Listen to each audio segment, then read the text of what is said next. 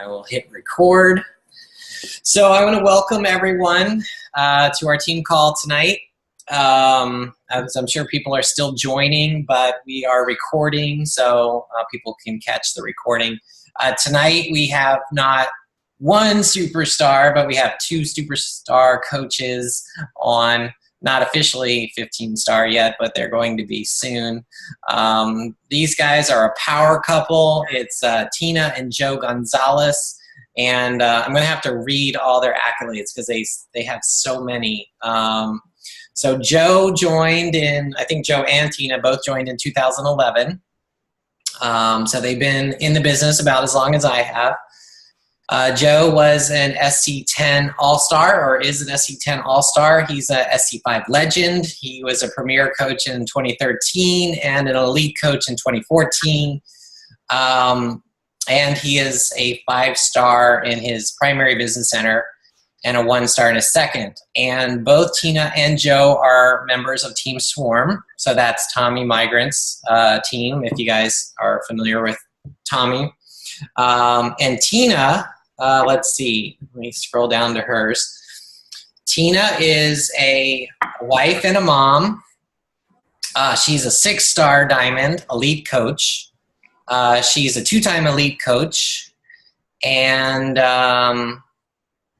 let's see, she's a Success Club legend and all-star as well. And they currently combined still have about 1,600 coaches in their team. So they're about the same size as us, which is very cool. So I will turn it over to you guys, and I'm sure everybody wants to hear your story and hear how you work together without killing each other, and how, you know, one got the other one in the business and all those good things. So. Well, well, thank you very much, Greg. We really do appreciate this, and it's quite a pleasure and an honor for us. I want to first just let you all know I've known Greg now for about, 18 months now, right, Greg? Mm-hmm. When we first started seeing each other at the leadership events and Success Club events. And I just want to let you all know what an amazing friend, what an amazing leader you have. Greg is truly a superstar in the business. And we're blessed to know him, and I know you all feel that you're blessed to have him as your coach as well. So we really do appreciate this time with you all. And we just hope that you can take a little bit of something from us. Everybody's a little bit different, does things a little bit different. You know, as Greg said, we've been doing this for 4 years now. And I think, you know, we learned we all have a story. And my story and how I got started in the business, I'm 46 years old now. In 2008, I was a 40-year-old banker, had been living my dream, I thought, as a banker. And wouldn't you know it, the housing crisis, the banking crisis all comes. I was a leading producer in my organization as a sales officer for the bank. And the bank decides to, you know, their stock price collapse. I lose all kinds of money in my 401k, stock options go blank. And they decided to cut my bonus by 90%. And this was my dream career. I thought I was making it. I came home and dropped to my knees and said to Tina, we were living in our dream house on the lake, which is Lake Erie in Ohio, Cleveland. And I said, I'm selling this house, I'm selling my motorcycles, selling the car, and I'm never working for anybody else again. And Tina said, I support you, whatever you want to do, quit your job, I'll go anywhere with you, but if that's the case, why are we living in Ohio and staying here? I need to get someplace warm in the winter. And I said, I will make that happen. We'll figure out a way to make that happen. Fast forward a couple of years, and through all that stress, I had lost or gained, you know, 20 pounds approximately, and I found P90X. And I had written down my life goals during all of that of what I really wanted in life. And I said I wanted to be happy and healthy with my wife. I wanted to be less than 170 pounds. I wanted to create something people remember me by. I wanted to have $1 million in the bank in 5 years or less again. And all that manifested into me leaving my job, discovering P90X, posting on Facebook one day, boy, if you can make it through P90X, I don't want to fight you. And with that, my 23-year-old niece reached out to me and said, Uncle Joe, if you're doing that, you might be interested in this. And she introduced me to the Beachbody opportunity. I was her very first coach. My brother wasn't even her coach yet, her dad. And, you know, I was working on my own at the time because I had left my job and was a broker then and working 60 or 70 hours a week. And I just said, Alyssa, I really don't have time for anything, but I'll help you out for sure, because I wanted to help my niece and I'd do anything for my niece. And I said, I'll, you know, definitely buy a program off of you. So I started with Insanity, and she said, well, if you wanted to sign up with a coach, you could get a discount on these things. And she said, I can make $30. Yeah, and she said, I can make $30. She said, I can make $30. And I said, okay, well, I'll definitely help you out. Well, she happened to get into her my hands the coach opportunity then, because I decided to order. I saw that you could get a discount, and I knew I needed to lose weight, so I saw Shakeology. I ordered Shakeology, got the discounts, and she happened to get into the one person's hands, probably out of 1,600 people now, who, and I'm sure Greg can relate to this, happened to see the policies and procedures, and because I'm a banker, I read everything as soon as I got it. And realized that I was, you know, gonna have to get 2 customers, and I could get, or 2 coaches, and I could get 2 customers. So I yelled up to Tina from my home office at home, and I said, "Hey Tina, I'm gonna order this Shakeology for you too, and you're gonna become a coach, because I gotta have 2 coaches to get free customers." And that, my friends, is how we got started in the business. Just a simple 23-year-old just saying, Uncle Joe, if you're doing that, you might want to try this, and me wanting to help my niece. And now I'll share Tina, or Tina can share her story. Oh my gosh, so I hope you caught that. Every time I hear the story of his niece and the simplicity of her invite, minus a script, minus any business savvy whatsoever. She's like a cashier at Walmart still today, because she quit coaching, sadly, no matter how much Uncle Joe tried to talk her out of it. But the simplicity of her ask, and that it tears me up, because she completely morphed my life, whether she embraces that or not. She morphed Joe's life, my life, in 1,600 and growing people's lives, because she had the audacity to not keep our destiny on her tongue. She just put the invite out, as simple as it was, and it changed our life. So, and I would like to back up too before I give a mini brief on my story, but I want to say how much respect I have for Greg and how privileged we are to be on this call. So Joe is kind of like our family leader, and I'm following him along, and what I know about Joe is if he introduces me to someone, they must be pretty smart. And he knows all the smart people, and he talks to them, and he picks their brain.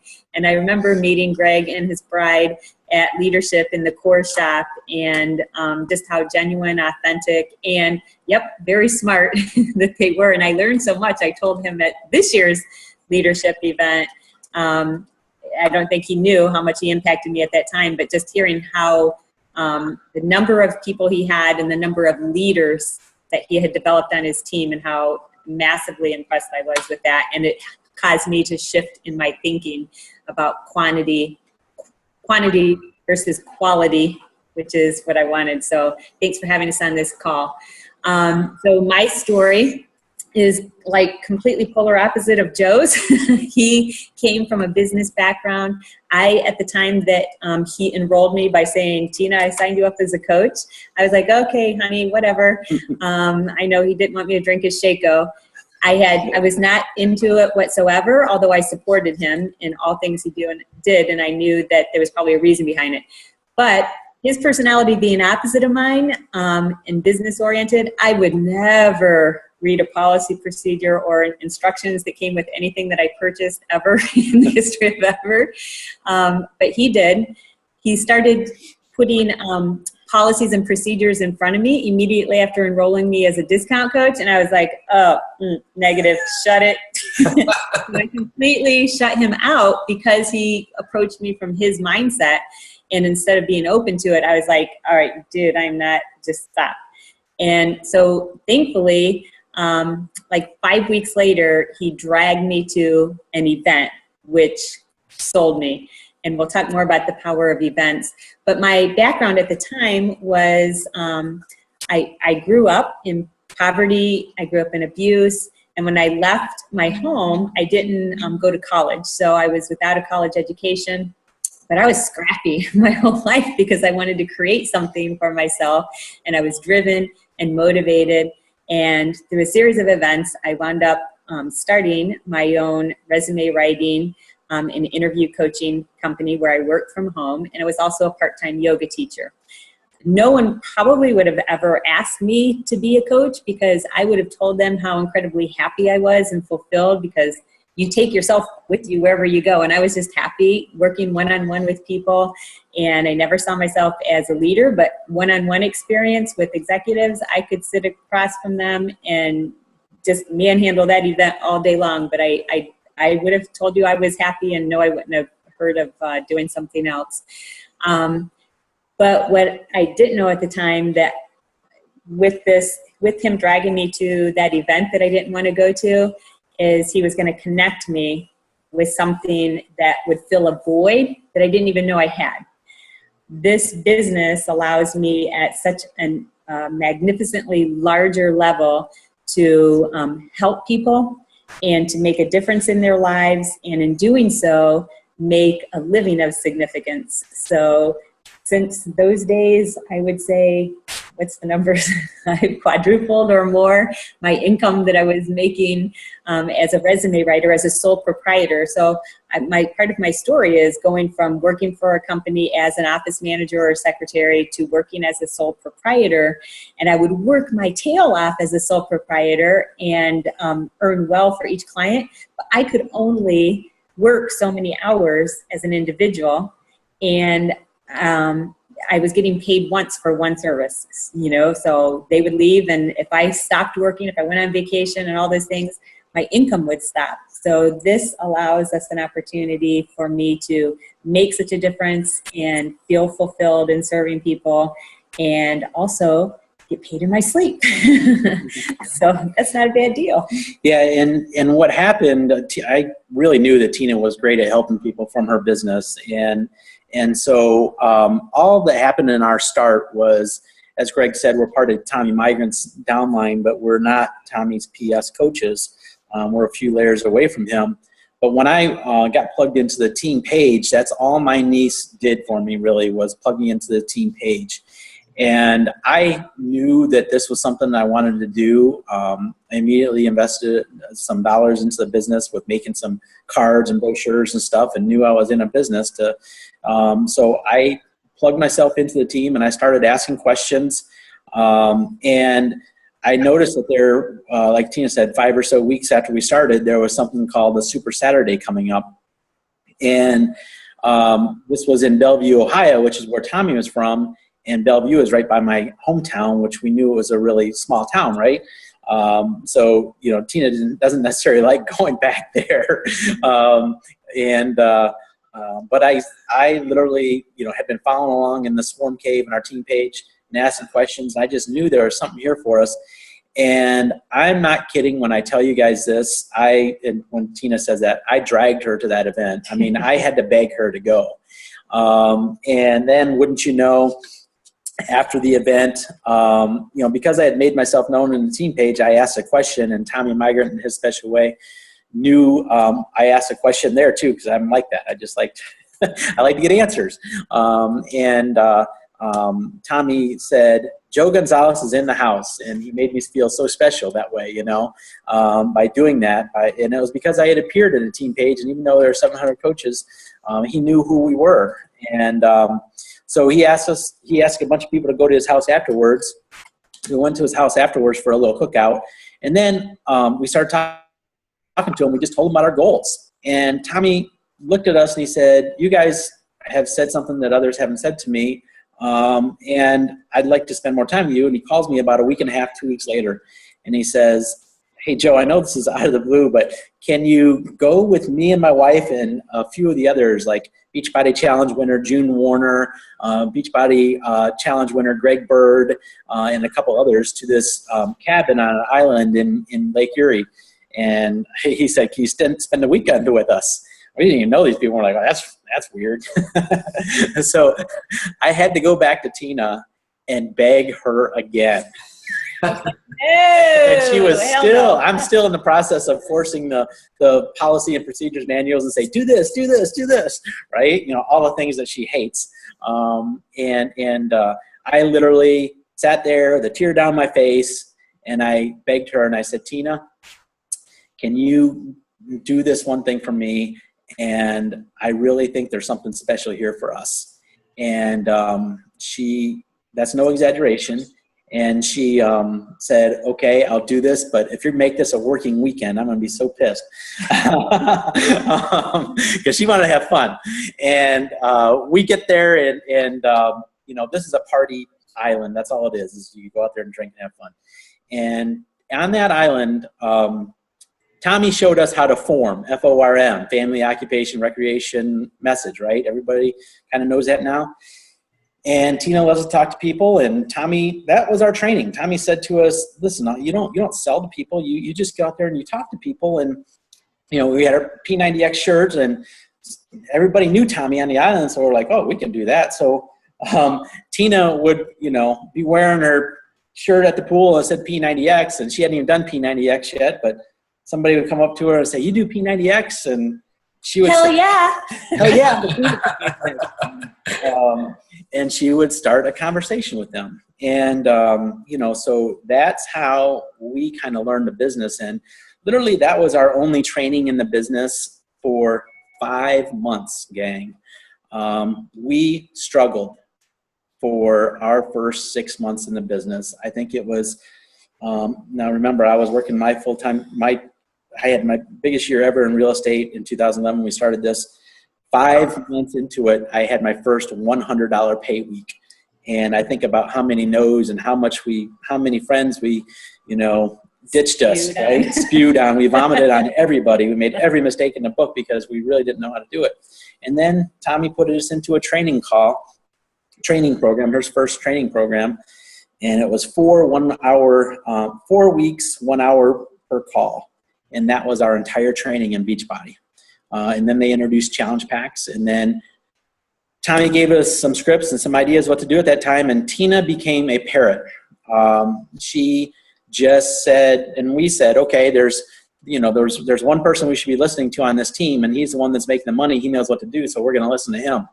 And we did everything that he did, right? Yeah. So tell them the next part of that story. Which part about me doing the scripts? Yeah, the scripts and challenge packs and kicking my ass. Well, I like all those stories. But no, what he shares is because I authentically knew nothing in the business, and I was just humble and coachable, and I saw that he was the person to follow because Joe pointed me to him. I literally when he rolled out this test program of the challenge pack scripts, I would literally copy and paste them with no questions. And we were working in our home in 2 different areas, and then with those scripts, I honestly started producing results. Like my results just started going off the chart. And Joe came to me one day and he's like, "Dude, like, what are you doing?" Because I was starting to kick his ass. And I'm like, I was totally baffled. I was like, "What do you mean, what am I doing?" Because I thought he was humbly copying and pasting too. And I go, "What do you mean what I'm doing?" "I'm just doing what you're doing." He's like, "No, what are you doing?" And I go, "I'm just doing these scripts." And he's like, "For real? You're just copying and pasting?" And I go, "Yeah." And he's like, "Shit." So he's like, "Shucks." Shucks. Like, I'm gonna do the same thing. But really, I was completely kicking booty because I was copy and pasting, and dude man over here was doing his own thing, and he was speaking Joe language only. He was probably putting policies and procedures in front of people. I was super salesman. I didn't need that, right? That's right. But that point is, really when we were humbled, and those first 5-6 months we were humbled in the business. I definitely thought I could, since I was in sales before, that I could do this. But the reality is I knew nothing. It was a totally different industry, different skill set. And we just had to learn from people who were doing it. And, that takes us to you know, again, the power of events. And at this time, and I think this is important for people with, you know, spouses in the business, whether you work in the business or not, the spouse, just, you know, having a supportive spouse and coming from a place of understanding from each other. And I'd just like to take the moment to let you know what really helped me and Tina in this. You kind of see that, you know, we're opposites. I'm the fun one. She's the straight face. Just kidding. So what happened was in January of 2012, we had heard about Danny Johnson. Tommy told us we should go to Danny Johnson event. So we decided to go to Danny Johnson, and we had never done any sort of communication skills testing or whatever, you know, personality testing. And I don't know if you're all familiar with the color code test and, you know, Danny Johnson's personality tests of Emerald, Sapphire, Ruby, Pearl. But when we took the test at the Danny Johnson event, we discovered this. There are 4 sections of the room. Tina and I ended up sitting in the same exact section as Ruby's. And so we're both Ruby personalities, which means we're goal-oriented. We like nice things. We're driven. We think that we can do anything. We're very competitive. And then on the other side of the room was the Sapphires. Those are the ones that get up and dance and everything, right? And the other side of the room was the Emeralds, which are the straight-laced accountants. And then on the other side of the room, opposite of the Rubies, are the Pearls. And what was funny is that while we were both primarily Ruby, Tina is a Ruby Sapphire, and I'm a Ruby Emerald. So the point is this. At that event, we realized, and it was enlightening to say the least, we both knew that we had the same goals in life. And we knew that we were going in the same direction because we were both in this business and we were both doing the business, and we could see our why was so powerful that we knew the direction we were going. However, the way we were doing the business was completely opposite. Because I'm the details Emerald guy, and because she's a Sapphire, fly by the seat of her pants person, if I was trying to show her something, I wasn't communicating in her language, and she wasn't communicating mine. So whenever I would say something, I would say, why are you doing it that way? What are you doing? Using those kind of words, why, how, what, etc., which for Emeralds, that's our natural language. For a Sapphire, what you questioning me for? She felt like I was accusing her of something. And she would say, I don't know, but I'm sure I'm kicking your ass. Right? That was her total defense, by the way. That always came back, and I would just always put my head down. And I'm like, how are you doing this, right? Because you don't read a dang thing, and you don't do anything. All you do is copy and paste. But anyway, so it was that moment we realized, okay, we got to get ourselves together here. So I realized, see. So what happened was we didn't try to change each other. We just realized we were going in the same direction, and we just decided to separate rooms when we were working. Tina will do business her way, and I will do my business my way, right? And I think the neat thing about that Joe wanted to share is not only if you have an active spouse, and Greg and I talked about this on the floor at LP Stadium about his bride being Pearl, and she was saving the world and giving out free sandwiches all over. But what an amazing heart. We need some of that, by the way, in our Gonzales household. We need some Pearl love with all this competitiveness. But what Joe wanted to let everyone know is even if your spouse is not working in the business, understanding your spouse's personality and how he or she may perceive you in this business and how they may feel left out or whatever, learning the languages of one another is so important. Working or not working. It literally has helped our own, marriage, our communication skills, understanding each other. And, it also helps out in our team. We run the team together. We recruit on our own. We don't give each other Success Club points or whatever, unless there's a real desperate situation, which it's only happened on my end, and that's only happened like 2 times, just so you know, in 4 years. So the fact is, Tina wants and needs her own recognition and everything, and me too, and so we like to be doing our own thing, but we come together in our team page, and she might post something and say something to the team, and I might post and say something else. We'll use our strengths in our team page. I kind of call it like the new Siggy and Autumn, you know, the hammer and the chisel, right? You know that they're different. They come together. And so, you know, I would say that Tina is great at supplying the love and recognition and everything like that in the page.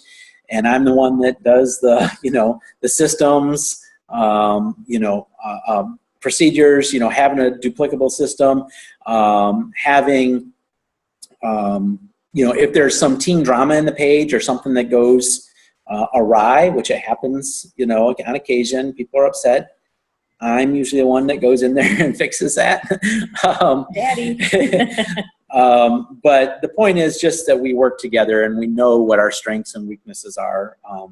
And that's how we've been able to build this business together. We're not, neither one of us have ever, just so you know, done any internet. Like, I have a blog that I've had out there for 2 years. I spent $6,000 on it, and I've never made a dime off of it. So I clearly don't know what I'm doing with that. I'm going to try to work on that. But we have done our whole business belly to belly, face to face with people. We have a 3-foot rule. You know, if you're within, well, it's actually like a 5-foot rule probably. If you're within 5 feet of us at a bar or restaurant, we're going to talk to you and we're going to learn your name, learn what you do, and eventually try to move you over to Facebook. And if nothing else, it's practice for us. You know, meaning we're not afraid to talk to anybody, right? Probably. That's how we've done it, and then we just do it with Facebook messaging and stuff like that. So I'm gonna get more into social media and training and stuff. I do need that, and I know some of the mistakes I made, but I got to work on that. And we learn every day, and we grow every day in this business. You know, none of us have ever led 1,600 people, so every day we're growing and getting uncomfortable. And why don't you talk about that with our evolution of leaders as leaders? Yeah, I think, you know, when I started going, then I turned into a super salesman, you know, so I was consistently hitting 20, 30 plus Success Club points every month in the cave, and I loved the recognition, you know. Well, finally, Tommy was like, dude, he was basically saying, you know, if you're a leader and you turn around and no one's following you, meaning duplicating, you're just going for a walk. So he pointed me to, he's like, you're not leading, you're just going for a walk. So he pointed me to my first leadership book, and this is where I was like, oh, ouch, I'm going to have to lead people. I've never done that before. And he pointed me to John Maxwell's 21 Irrefutable Laws of Leadership. And I read that, and I was like, oh, man, do I suck? I've got to figure this out. So I started slowing down my Success Club points and realizing, you know, also with Joe's help, realizing that Success Club does not always equal success unless you're slowing down to teach the people and give them mentorship to help your people duplicate, because not everyone is a super salesman. So that started my evolution of personal development and training at a deeper level for leadership. And then we started going to things like Joe led us to GoPro network marketing training, and we got exposed to people outside of Beachbody, and that was a huge eye-opener. Joe kind of taking some nuggets away from that and rolling it into our team. So the personal development after we got traction and going in the business is huge and has been huge in us attempting to raise our leadership lid, our personal leadership lid, so we don't cap out what our team is capable of doing. Right, absolutely. And we're learning and doing new things every day, just taking ourselves out of our comfort zone. You know, we have a very strong presence locally, so I wanted to bring that point up. You know, when we joined, Tommy wasn't near us. He was in a town about an hour and a half away or whatever, hour away. And we were in Cleveland. We didn't know any local coaches in Cleveland. We drove to the event, make sure we got to the event, make sure we made every team call. But we started our own team around us, just through that belly to belly and formulating close, friends and having this nucleus that ended up developing and growing around Cleveland. And it's nice because we can get together for local events pretty consistently with people who are engaged in the business and doing well. But I bet you we have 600 or 700 people in the Cleveland area on our team out of 1,600 people. So this is a business. There wasn't too many people in Beachbody at that time, but not that we knew of anyway. And so we, a lot of times we might hear from people, hey, there's nobody in my town. Can't get together with anybody. And our response is there wasn't any in ours either, and we just created it. And you grow that, going from 2 to 4 to 8 to 16. That's how you grow it. And so we just kept showing up to places and being on conference calls with people and going to these events and having fun with our team, not just business, just going out and having fun with our team and creating a social atmosphere, which, Tina is really good at putting together parties and everything with us. Then the other thing I thought I'd just say, we'd say is maybe just some new coach advice. Is that right, Greg? Just running through that, what kind of helped us. Literally a deep why is the most important thing, I think, in this business. Just, believe in yourself, believing that it's something that's worthy of working for to help others. You're going to do this day in and day out. Literally the 3 vital behaviors, even when you don't feel like it. I mean, it's so important, right, Tina? If I was on my deathbed, I'd crawl out of my deathbed, over to my laptop, type something positive on Facebook, and go get back in my deathbed. Right. And at least copy and paste 3 invites, yes. Right? Most importantly. That is, we don't feel like doing it every day, but really we basically do it every day. And I also think it's huge to focus on the activities, not the results. It's just like our fitness. You can't see that happening. But the fact is, if you're out there doing it every day, the results will be there. And then 1 year out, keep looking 1 year out from where you are and pick people out who are 6 months ahead of you, 12 months ahead of you. Not necessarily, it's great to have people like Greg on your team, but he might be 4 years ahead of you, right?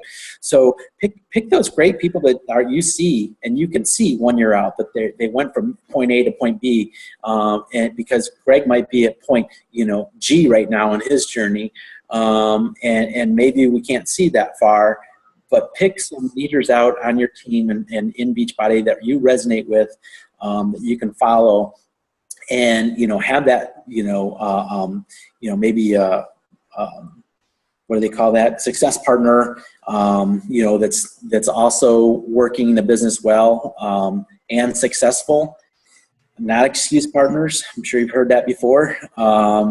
And pick people out who you resonate with, and you can see that track, and just keep looking 1 year out, 1 year out, 1 year out, and growing your vision bigger and bigger over time. So that's kind of the advice that we would give to people, right? Just stick to it, right? People have voids, don't be afraid to ask everyone, because who would have thought to ask Uncle Joe? He was, in her eyes, actually, I guess she had gone to Tommy and told Tommy about her Uncle Joe, and she's like, he would never do it. He's got some important job. And Tommy's like, did you ask? And so that's what she came back and did. She put the ask in front. And I think nobody would have asked me, because they would have thought, because I would have told them how happy I was doing what I was doing, but I had a void I didn't even know. People have voids in their community. We, to this day, I'll tell you that community is huge, because we have people that show up at an annual party every year. I forget that they're on our team because they never show up in the team page. They've never sold a single thing. They get their Shaco every month, and they show up at the party once a year at Summit. And I'm like, whoa, I forgot about you. But they have a void. They have no community, and we gave them that community. People have a void in income. They're buried in debt. They have children that they want to provide for in the future. People have voids. So, obviously nutrition voids and fitness voids. So people have voids and they're waiting for us to change their life. I didn't know that I had a void, and I am so forever grateful for that little girl who said, Uncle Joe, if you like P90X, you might like this stuff. Yeah. That was her sales pitch. You might like this. And the last thing I would say is literally, I mean, obviously I am not the picture perfect, of Beachbody coaches. And if a 46-year-old bald man can do this business, I know everybody can do this business. So the one last thing I would say for guys, if you are talking to women, this has been very important to me. If you are talking to women, feature your wife or girlfriend with you so that they don't think you're creeping on them. And I always start out everything with my wife and I. And my wife is in my profile picture because I know that I'm talking to women on a daily basis too. And, it just helps open up a little bit more, and anything helps in this business. So Greg, with that, that's kind of our story. And if you have questions, we'll be glad to answer. If we hopefully didn't take too long. Oh no, I'm sure we have lots of questions. I'll just tell one story before we open it up. I remember Joe. I mean, he actually knew who I was before I knew who he was. And he's like, hey Greg. And I'm like, you know who I am? But I knew you were a Ruby because it was killing you that Tina was going into all the elite meetings and you weren't going to go in. But I didn't know she was a Ruby until LP Field, and we were sitting back together in the 5-star seats, and you were up in the elite seats. And I said, oh, Tina, I'm sorry you didn't make elite this year. And she's like, oh, no, I made elite. I'm just sitting back here with one of my coaches or friends or something. Oh, God. Yeah, she was big time offended there. Oh, man. I wasn't offended. What? I just need to clarify. She can't do anything to you to smile. But we did, like all the members of my team did notice you guys on stage, when you were holding hands, getting the elite award, and that stood out, and that was meaningful. So. That was a big goal for us in the previous year. Just so you know, I was premier the previous year, and I dropped my 5th diamond in December. And so I had all the points, but made premier, which is still great, of course. But we just said we're going to make it happen for both of us to be elite in 1 year. So that was a huge goal for us. Yeah, that's awesome. All right, so let's open it up, and I will put it on gallery, and you guys can take yourself off mute and feel free to ask them questions. I know, many of us have spouses that we want to get into the business, and, feel free to ask these guys your questions.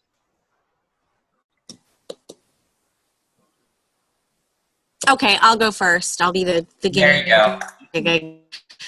All right. The I have that I probably a lot of us struggle with is I love the 5-foot rule. That's pretty badass. Excuse my language. But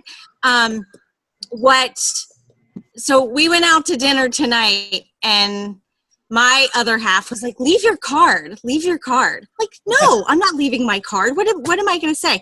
So that's my struggle. So when you have your little 5-foot rule, what's a great conversation? Now, with respect to like the server, how do you even say, hey, that, just engaging in conversation in the little time that you have? That's a great question. I'll let Tina go ahead and take this. We love to do this together, so we'll tag team. Wingmen. We're wingmen. Okay. So right now we're working on building one, Joe calls it our profit leg. So we're working on building that profit leg. So now we know whenever we go out, we're recruiting, no matter who talks first, we're recruiting for that profit leg. But before, when we were competing, whoever started the conversation first, that was their person, and the other person was the wingman. So we take our competitiveness to the dinner table. But here's, one of my favorite ways, especially with waitresses or, when I'm getting my nails done or hair done, I'm like, Jean, you always want to know their name first. I'm like, Jean, You are really a standout, and thank you very much for your service. Is this your full-time gig? And then I just let them answer, and they usually tell me, no, it's not, or sometimes they will say, yes, it is, but usually it's no, it's not, and I'm going to college. I'm like, really, what are you pursuing? What's your degree? And they'll tell me that. I'm like, what do you love best about it? And some point, the other person between us kind of chimes in, and we'll get the conversation going. But it's the forming, the FORM is where you from, or your occupation. What do you do for fun, recreation? So we'll do the forming. Whoever started it and engages in the conversation will take it to a point where it gets to that wall. And of course, this could be over several interactions because we're respectful of the waiter coming back and forth. But in the end, the supporting wingman will say, we edify each other and say, she's not going to say this. She's very humble, but I'm going to let you know that she's one of the top people in her industry. And you should really hook up with her on, because you should connect with her. Basically is what we do. And the whole objective there is to edify and, help nudge the conversation so that she can collect, as opposed to you giving your business card, you're collecting their information and moving them to Facebook. Right. So my thing will be, you know what, we should really connect. You're on Facebook, right? And they're usually 99% of the time going to say yes. And I hand them my phone, open to Facebook search, and I go, let's connect there and we'll share more off the clock. Yeah. Awesome. So I'm going to come to where you are, and I want to sit in the booth behind you and listen. I just want to go out to dinner with you a couple times. I'm going to listen to the whole conversation. We do that with our coaches actually, and kind of put them on the spot or start talking to them, and then we'll say that up to one of our coaches and edify the coach and say, you should really connect with her. And the coach is like frozen. But Carol, I totally understand what you mean, because when Joe dragged me to that weekend with Tommy, I was in observation mode, sitting next to the pool, watching all of them do this. And I'd been watching them because we were there a couple of days, and I watched because I knew how to carry on a conversation with people. But at the time I was like, how do you turn this conversation into, how do I help you get not fat anymore? Because we were pushing products at the time. We don't really lead with products now. We lead with the business opportunity. But at the time I was thinking, how do I turn this conversation into how can I help you get fit? So they literally demoed it, and it was the FORM. So I sat on this lounge chair next to the pool the whole time, and I finally was like, I'm going to get up the courage to get in the pool and walk over and practice this. And I'm not going to try to do the M part of form. I'm just going to do all the questions and see if people stab me or what. So I walked into the pool and I approached these two guys, and I started the process. I was like, so where are you guys from? And they answered me. I was like, oh, dude, they answered. I go, oh, what do you do for a living? And then they answered me. I was like, geez, what do you do for fun? And I was like, okay, I'm out of here. So I was like, went back to the seat, and I was like, I did it. But then the end part, then I figured out eventually, I practiced that part. And for me, I wanted the M part to get them on social media. So I didn't have to tell them anything about Beachbody, but just get them into my world of social media, right? Facebook, and then I could, expose them along the way. Yeah. So that's the scary part, that engaging with people live, but that form makes it all easy. It's a formula now. Yeah, and I think, I know what it's all about, but just even the initial conversation, getting it started, that's the biggest struggle. And I think a great question is that, is this your full-time gig? Basically something like that, Okay. Most of the time when you're out and about and you're either in retail stores or bars or restaurants or whatever, you might be dealing with moms who are taking a part-time job or whatever, right? Or going to school, like Tina said. So we've just kind of gotten used to that and, know kind of what's coming next. Because usually people want a little bit more. They're studying for their next step. So. Okay. So with respect to like tonight, we've had the server twice. So that's why, my husband was like, okay, just leave her your card. And I know that you just don't leave your card, because that does nothing. You have to get their information. That I know.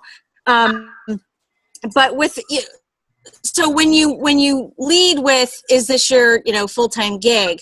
That's not actually part of. I mean, that is kind of part of forming. That's the the what do you do for a living part. But so you don't necessarily go in order, I guess, is my question. The family, occupation. Okay. That's just an icebreaker. All right, thank you so Icebreaker, and wherever it takes it from there. And I a lot of times I don't ask, especially if I'm forming on social media. I stick strictly with the career part because, as a mom myself and a grandma, like if a stranger, because I'm in cold market, of course. So if a stranger reached out to me and started talking to me about my kids, I'd be like, all right, creepy. I don't even care if you're a chick or a dude, but don't ask me about my kids yet. We don't know each other that well. But career, if you're in your cold market, I don't know how far along you are in your career, but if you're in your cold market, I get my scripts from GoPro. Like chapter 3 or 4, he goes into the whole formula. So I'll tell you my favorite direct script from there in cold market, and this works 99.9% of the time in opening up conversations. I follow his formula, and the formula is be in a hurry, compliment, and ask a question. So my favorite copy and paste to my cold market is, hey, Julie, I have a million things going on, but I just want to reach out and say, hi, you are a super sharp lady. May I ask what you do for a living? And I honestly, every time I copy and paste that, I'm like, oh, they're going to just think I'm creepy. And 99% of the time they say, wow. And these are strangers. Wow, thank you so much for the compliment. And then they say, I am a nurse or whatever. And so I'm like, what do you like best about that? And then they answer me and I go, oh, well, so I'll find the common ground. That's really cool. That sounds like a fascinating job. Anything you don't like about it? And they answer that. And, that's the beginning of the forming. And no, I don't then move into going into each one. I don't ask about family and all that other stuff. I figure out a connecting message, knowing that people are in a hurry. And I do want to get to the ask. So. Okay. Awesome. Thank you so much, guys. I appreciate it. Anything else, Greg? Yeah. When you do the cut and paste, it's on Facebook pretty much. That's it. Okay. And these are just people you meet and get their name and then you friend them? Yeah, and so sometimes leading up to that, then, like I try to add new friends every day, whether it's just identifying them as friends of friends on Facebook or adding them, from people that we meet in the community. So before I do that approach, I want them to start seeing my name. So I'll have a list of people that I'm going to just put a like in front of them, so I'll see what they're saying on their wall. I'll like it. I'll maybe like a couple of their pictures. I may compliment, just saying, beautiful lady. I'm usually pursuing ladies. That's who I resonate with. So I'll be like, beautiful lady, just something. So they see my name a few times. I may comment or engage on a post. And then a week or so in, I'm going to go into private message. So they've seen me a little bit. They don't know me, but they've seen me. So I've warmed them up a little bit. And I try every day to continue to add to my friends list on Facebook. Yeah. So you're not on the phone much? I'm On the what? phone? Yeah, you message them, so if you're awkward, you have time to... Eventually, we try to get them on the phone. Eventually, we try to get them on the phone for, say, closing, at that point when we know we got to, especially with coach opportunity, we want to try to get on the phone for that. So I think we have a better success rate when we do get them on the phone than just messaging. So I ask my team to get them on the phone as much as possible. But, things are changing these days and people just move. They almost prefer that, messaging as much as possible. It's hard to talk with strangers and get them to call you too. So it takes a little bit longer, I think, with the cold market to get them on the phone too. Thank you. Mm-hmm. Great. Anyone else have any questions?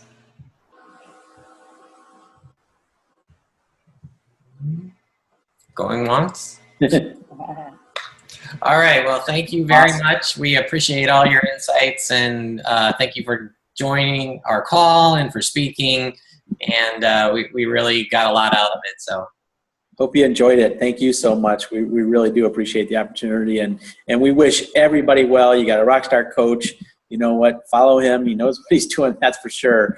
And everybody can have success in this business to whatever level that they desire themselves. So we want to celebrate you all next year at Summit Nashville. Yes. So get your cowgirl boots on and let's go. Right. We'll see you there. All right. Bye. Thanks, everyone. Thank you so much. Bye-bye.